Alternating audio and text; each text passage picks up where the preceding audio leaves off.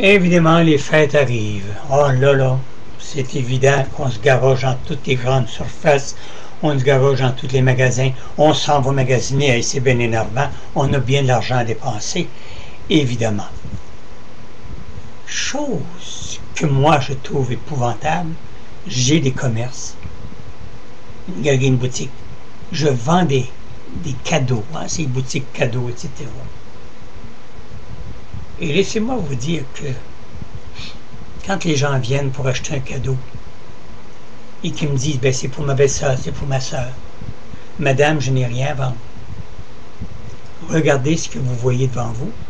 Si vous voulez vous acheter un cadeau à vous, personnellement, je vous donne la chance de faire l'achat et je vous réduirai même jusqu'à 20% s'il faut, mais à une condition que le cadeau soit pour vous. Commencez donc à vous de vous acheter un petit quelque chose de 20 $, 25 $, vous l'emballez et vous le mettez sous l'arbre de Noël, si vous en possédez une. Et quand viendra le jour de Noël, ou la veille, vous déballez votre cadeau et vous vous faites un cadeau.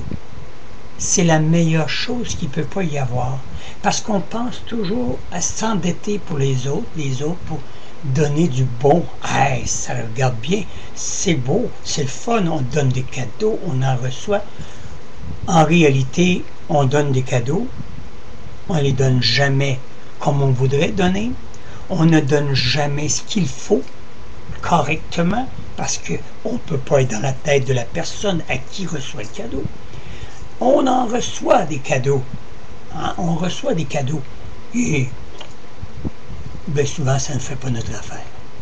Alors, avant de commencer à dépenser des fortunes, vous là, qui êtes malade, qui êtes dans un lit, d'autres qui n'ont pas les moyens d'acheter des cadeaux, d'autres qui n'ont pas les moyens d'en offrir, d'autres qui sont dans le marasme total, dans les divorces, dans les séparations, tout ce que vous voulez. Pensez-vous qu'aujourd'hui, c'est important, ces fêtes-là? C'est des fêtes commercialisées, c'est pour faire de l'argent à 100%, et en surplus, ben, pour faire dépenser les gens, et au bout de l'année, c'est vous qui êtes endetté, et on ne vous aimera pas plus. Alors faites-vous donc un présent, un petit cadeau à vous-même.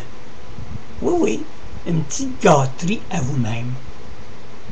Si on vous regarde de travers parce que vous n'avez pas fait de cadeau, vous lui répondez, je suis là, je t'apporte mon amitié, je t'apporte une sincérité, je t'apporte une amicalité que peut-être d'autres ne possèdent pas. C'est beaucoup quand tu regardes dans ton grand livre. Tu dis, regarde, ça c'est ma copine, ça c'est une amie, ça c'est une autre amie, ça c'est une autre amie. Hey, c'est fun. Même si tu n'en as qu'une ou qu'un ami, lui, fais-lui un petit cadeau. T'sais? Puis même, il n'en demandera pas. Parce que les vrais amis, c'est ça. Ça ne s'offre pas de cadeau. Ils sont le cadeau. En gentillesse, en câlin, en belle pensée, en s'occupant minimum par jour, tant de temps par jour, ou un coup de téléphone. Salut, comment ça va? Et mon c'est le fun. Pourquoi donner des cadeaux à mon oncle tu à ma tante Titine, puis ici, puis c'est ça, au bout de 6 mois? Même des fiançailles, au bout de 6 mois, c'est déjà cassé. Ça ne dure plus. Alors, mon idée, je pense qu'elle n'est pas mauvaise. Allez vous chercher un petit présent, une petite gâterie, quoi. On appelle ça une petite gâterie. J'en offre des gâteries, mais allez à d'autres boutiques, allez partout. Comment ça serait? Allez chez Praline, ou allez au Vieux-Port, puis allez chez Praline. Achetez-vous une petite boîte de chocolat, des petits qui. Vous les emballez, vous les mettez sous l'arbre, ils vont être encore bon Noël, cassez-vous pas la tête. Et le jour de Noël, vous allez dire merci à vous de vous être offert un petit présent parce que vous ne vous aurez pas oublié.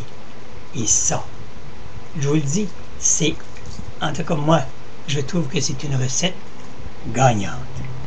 Salut!